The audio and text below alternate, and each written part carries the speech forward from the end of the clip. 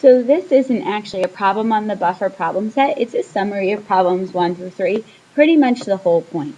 So what I did is I wrote all the answers to each of the problems on this sheet. And I want to just take a brief look at it so that we can look at the point of it. A is a weak acid. It's propanoic acid. It's a weak acid, and I know that because its Ka is 10 to the negative 5. It would be fairly neutral if it was 10 to the negative 7, not really an acid, not really a base like water, however it's 10 to the negative 5.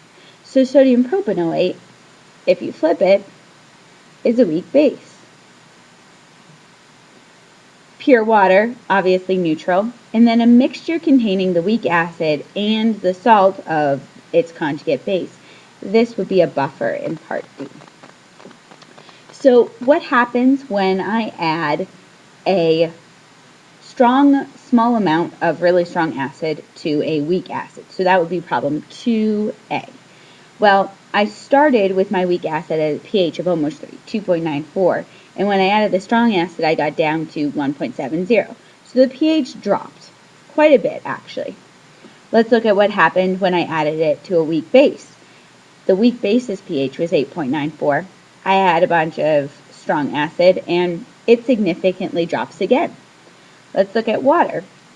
I started at 7, and then I added my strong acid, and it really drops a lot to 1.70.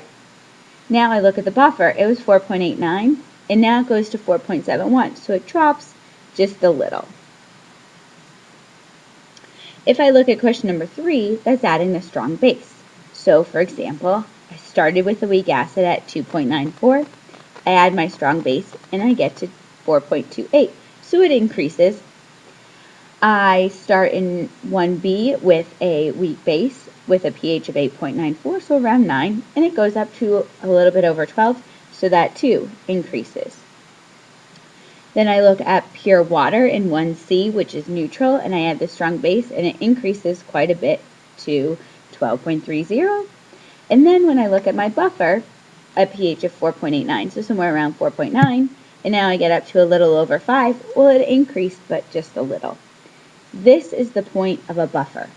Say this was something in your blood. Your blood has buffers so that its pH doesn't drastically change.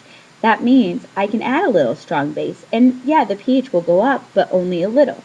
Or I can add a little bit of strong acid, and the pH will go down, but only a little.